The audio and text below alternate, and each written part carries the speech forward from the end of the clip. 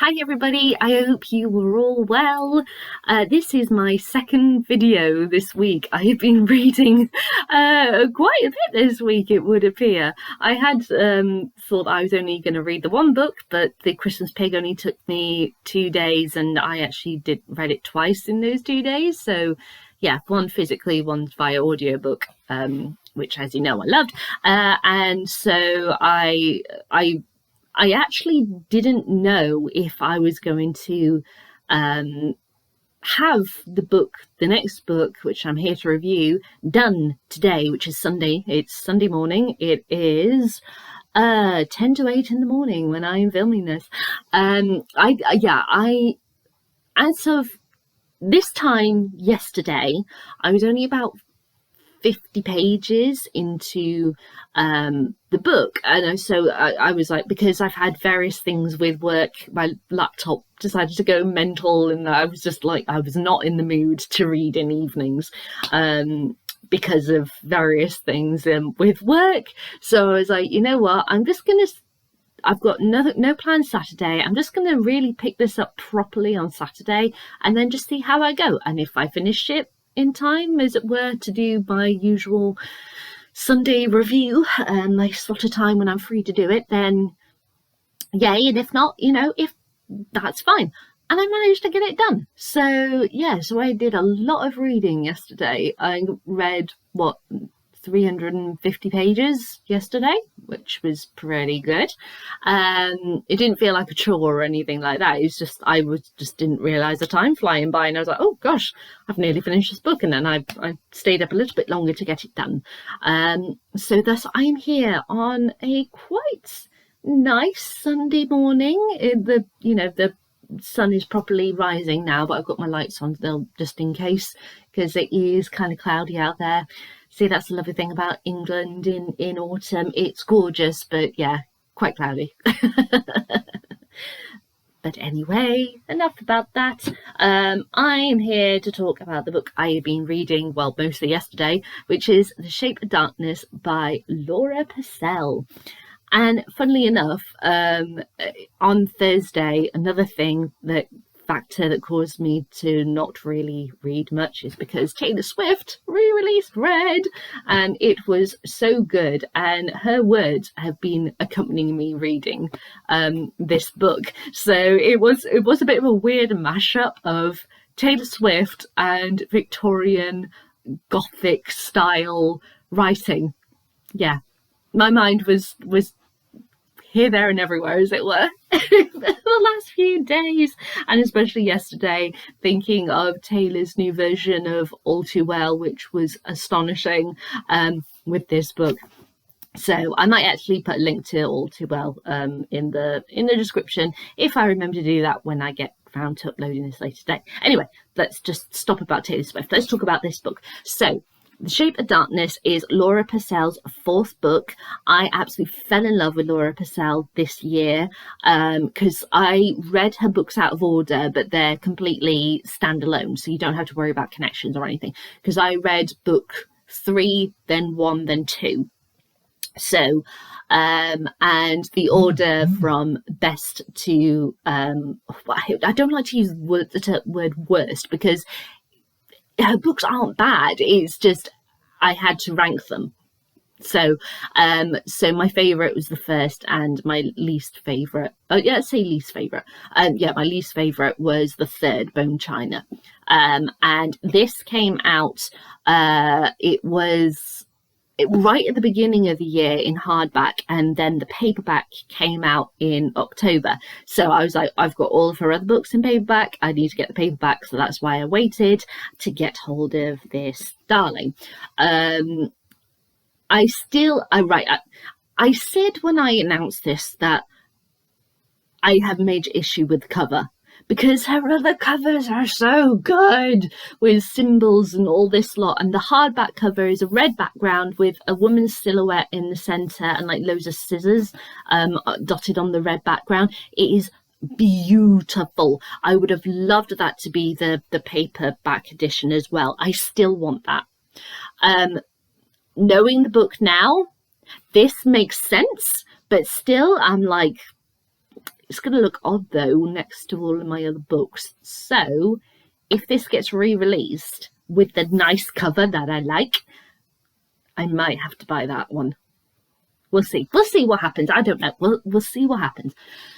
But this book, if you don't know what it's about, it follows a woman called Agnes, in Bath, a city that I love. I know it very well. If you've seen videos of me and my sister, there are a bunch of videos from our visits to Bath before COVID hit, and it meant that kind of got thrown out the window, our get-togethers and going to Bath. And so yeah, so I know Bath well. So this is set in Bath in Victorian England. I think it was 1853. I have a feeling. You know what? It doesn't matter. I don't want to look at specifics. But it follows a woman called Agnes. She is she's an artist. She's a silhouette artist, to be specific.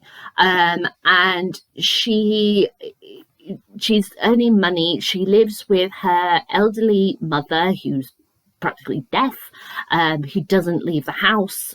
She kind of just like moans constantly, and her nephew Cedric, who she looks after because her sister passed away. Constance passed away, who was Cedric's mum, and Cedric's dad, Simon, her brother-in-law, he basically he's a doctor in the area, but since Constance has died, he's had real issue with being around Cedric and looking after him.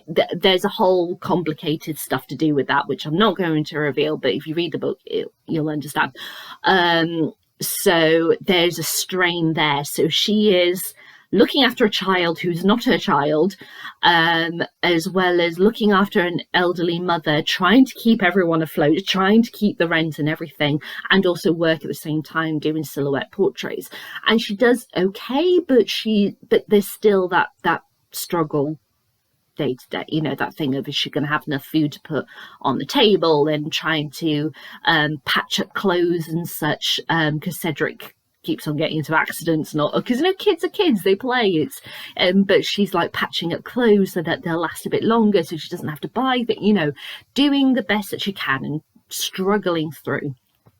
And then one day a policeman and Simon knock on her door, and the policeman says, one of the people who you did a silhouette painting of has died, has been found murdered.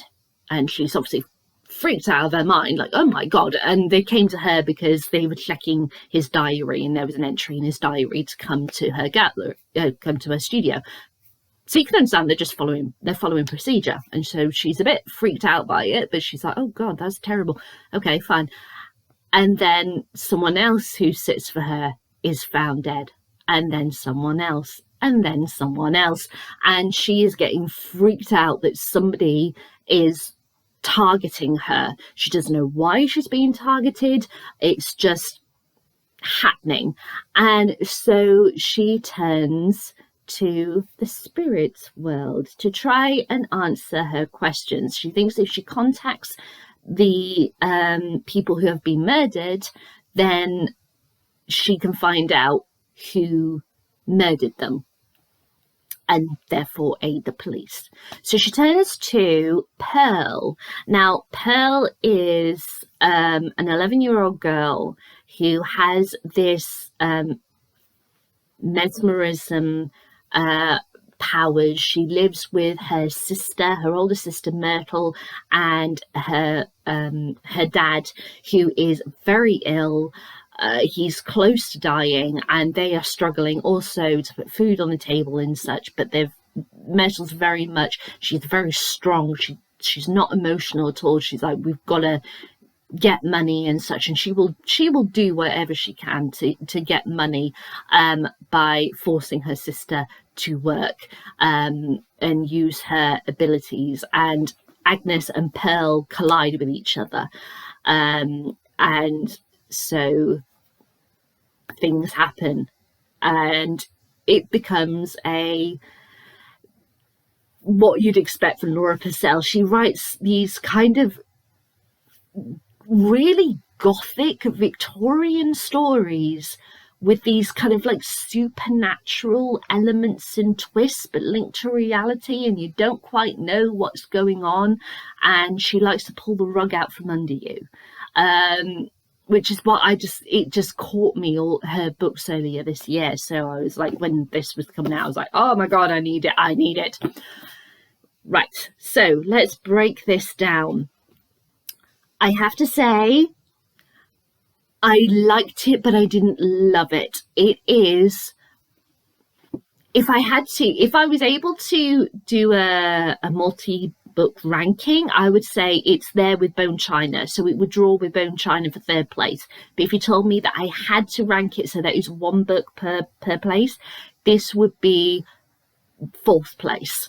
It's not a bad book, but it's not an amazing book. The Silent Companions, her first book, is like wow factor. I had chills through my body or the entire book. It was just like a punch to the gut. It was a powerhouse. It was so good. Whereas this one, she's doing something slightly different. This one, she's got a dual narrative.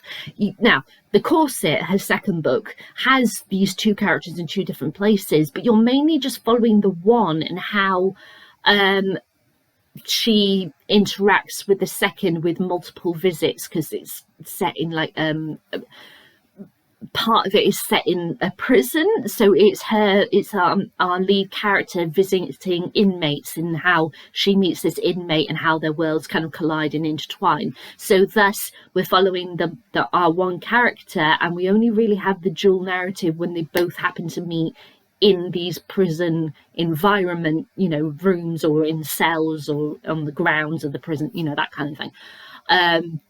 Whereas this one, we have distinct chapters where we're just following the one individual. So you have this very different dual narrative that she just hasn't done before. And I was like, okay, right. It works. I understand things. But at the same time, it was like, okay, this dual narrative, it's been going on for like 100 pages now, and nothing's made me go, ooh. Now, with Laura Purcell books, you feel the ooh factor, especially with the Silent Companions. I'm going to shout to the rafters to go read the Silent Companions. You have that very chill, like ooh feeling from the first page. I didn't get that first twinge of feeling until like 100 pages into this book, and it's a 400-page book. So you shouldn't have to have that long, drawn out, and I hate to say it, slow and kind of dull build up.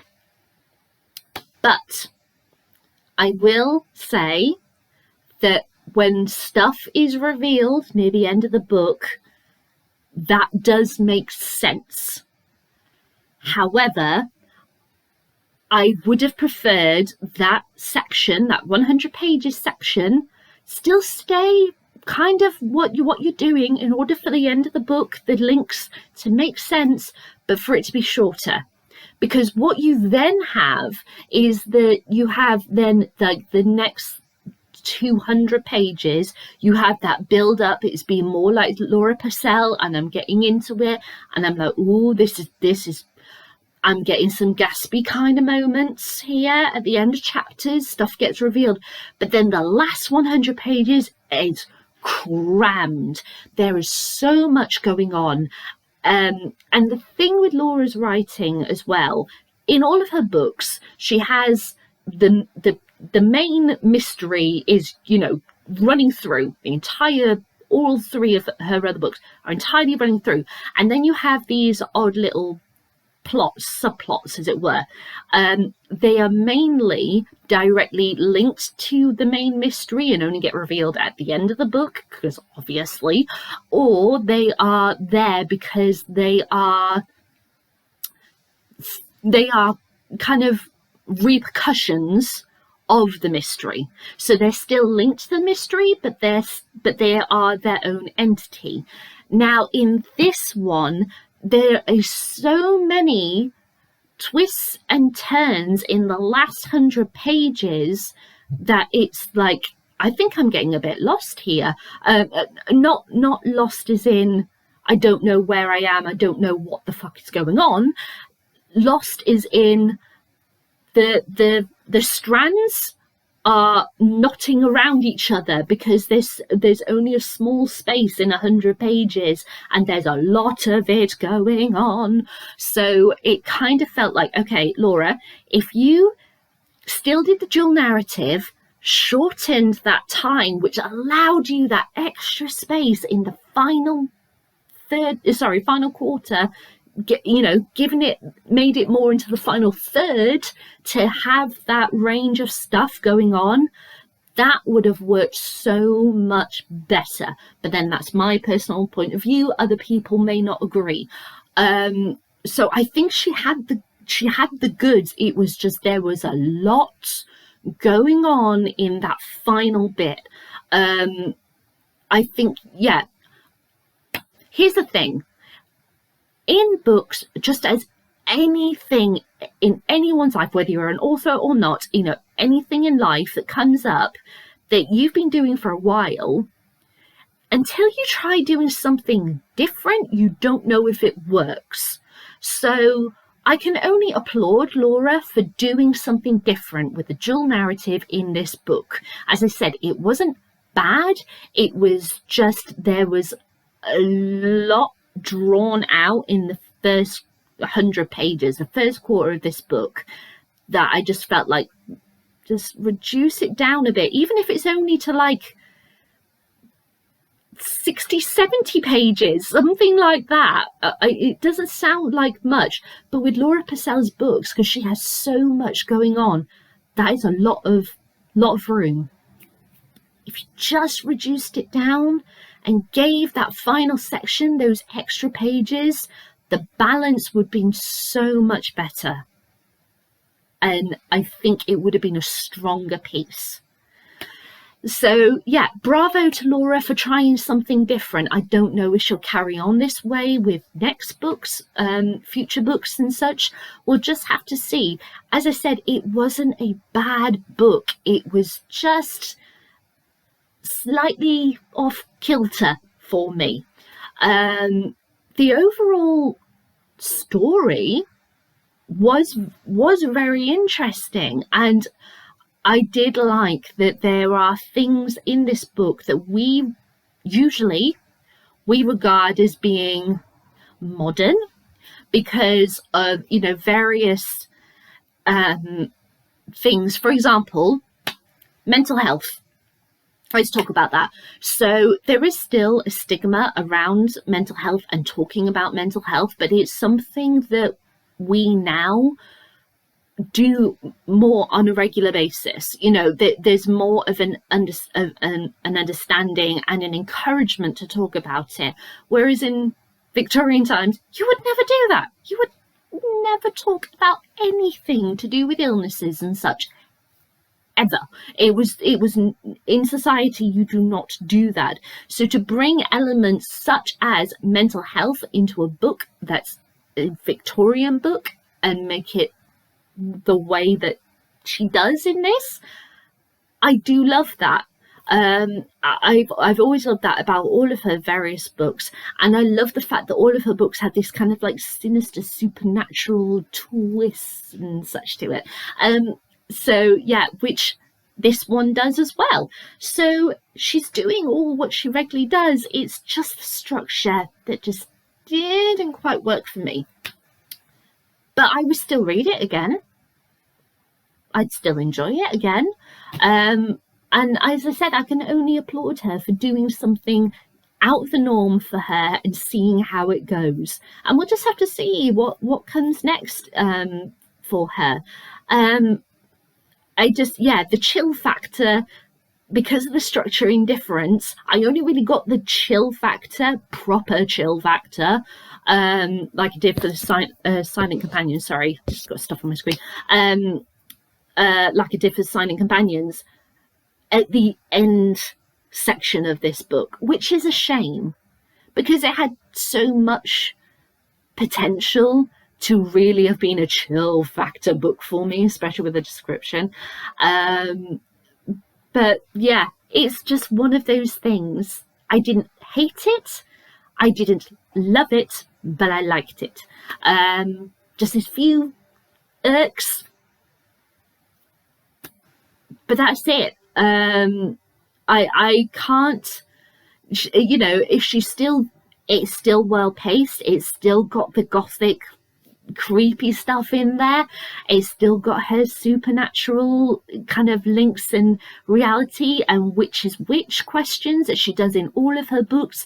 The characters were good, it really felt gritty and raw, and I love the fact, you know, just for me, the fact that there was so many references to places in Bath that I have been, and I can go, oh yes, I know that. And there is actually a bit where there's a whole saying about a walk to Laura's place, and Laura's place, me and my sister actually on one of our visits to Bath, it might have been the first one that we did together, when I took my laptop and we did videos, we went for like a 3-hour walk around Bath, and Laura's place, I can tell you, is out there. It's a long walk, but my God, the architecture in Laura's place is stunning, and it's like you it's a long walk, you know, straight down, but it's almost as if you're in the hustle and bustle of the busy town, and you know, obviously parts of the town can be worse off than rest, and it's literally, you find this corner, as it were, and you just walk into this shining, clean, very rich kind of place called Laura's Place, and it's just like a postcard picture. It is just like, oh my God. So when these two women were talking about Laura's Place and that's where they live, I was like, okay, I understand you. I understand what you're looking down on Agnes because of where she is. I totally get that now because I understand that place. And one character then travelled to where I live. So I was like, oh my God, this is totally for me. I love that. I love the fact that I was able to completely know where these various locations were. It was, yeah, I love that. So anyway, I am like 22 minutes in. I better do a reading. So to give you an idea of Laura's writing and such, this is kind of one of the first kind of sort of moments, as it were. And Agnes is at the Royal Victoria Gardens, which is really, you know, nice place. And she was with her brother-in-law, Simon, who is Cedric's dad, as I mentioned. And she was with him. They were walking with his dog, and suddenly one of his patients ran up to him. Well, the husband of one of his patients ran up to him and said, "My wife's just had a fall and she's pregnant and slipped on the ice because it's snowy and icy and everything." So he's rushed off to go and help this patient. So Agnes is alone with the dog, and she's just sort of hanging around in the garden until word gets to her if he needs to stay with his patient or he's able to return. So she's just hanging out in the garden with the dog. Okay, so it's early for snow, but then it has been a tumultuous year, with the war breaking out and cholera in London over the summer. Everything is out of sorts. At least here there is beauty and peace. The dog's called Morpheus, I forgot to say. Morpheus toddles on ahead, curly tail twitching. She watches him sniff and forage, following a pattern of twig-like bird tracks underneath the trees. If she's reasonable, and she tries to be, she can understand why Simon grew prickly at the mention of Montague. His objections against the man are probably just. Her own should be stronger. But the difference is, she forgives him. If that makes her a despicable woman, well, she would rather be happy than prudent. Let her assume Simon is right. The drowned man is somebody else entirely. It hardly makes circumstance much better. She is still faced with the question, why are her sitters dying? Agnes regards the humped shape of box laurel and privet hedges. They look like furniture covered by dust sheets, or perhaps ghosts in the shrouds.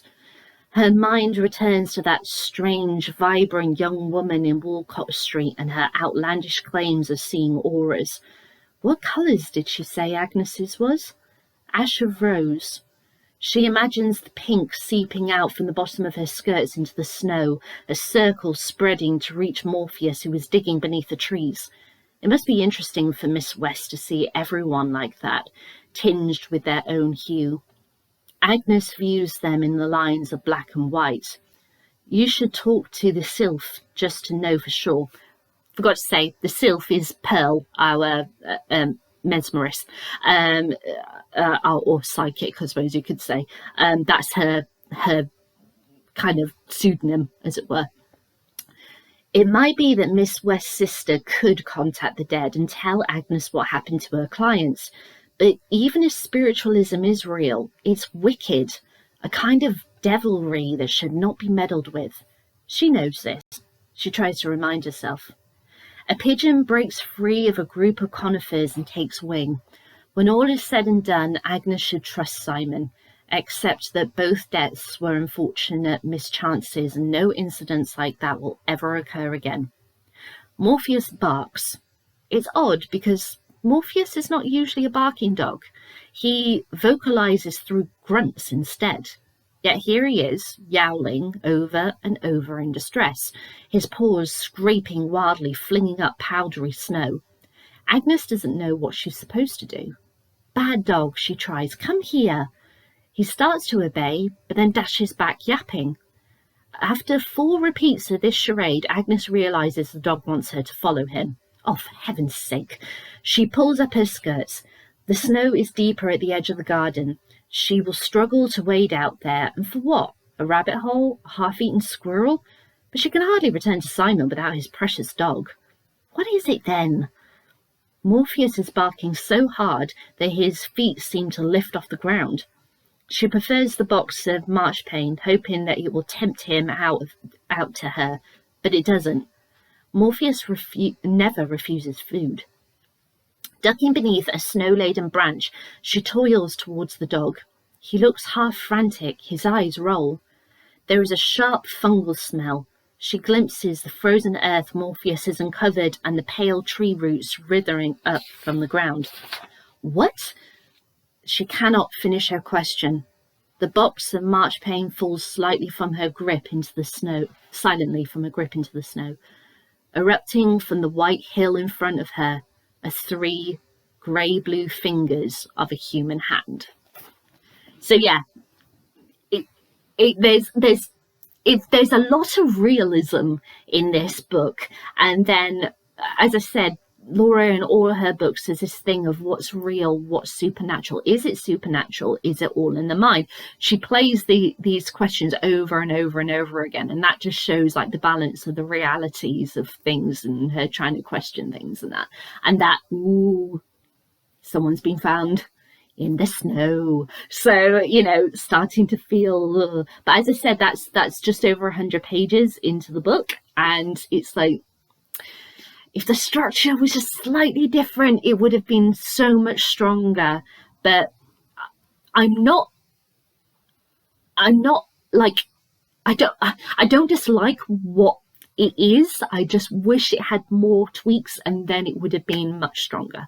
But overall, I did enjoy it.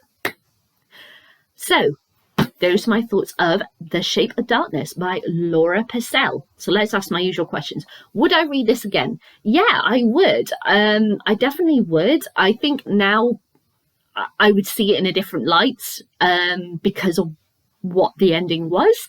But yeah, I would. And now that I know what the first 100 pages are like, it will prepare me for next time. I just wonder if some people have gone had the same issues as I did and gone, this is far too long for this to be like that. I'm going to stop reading. So I'm glad I continued reading.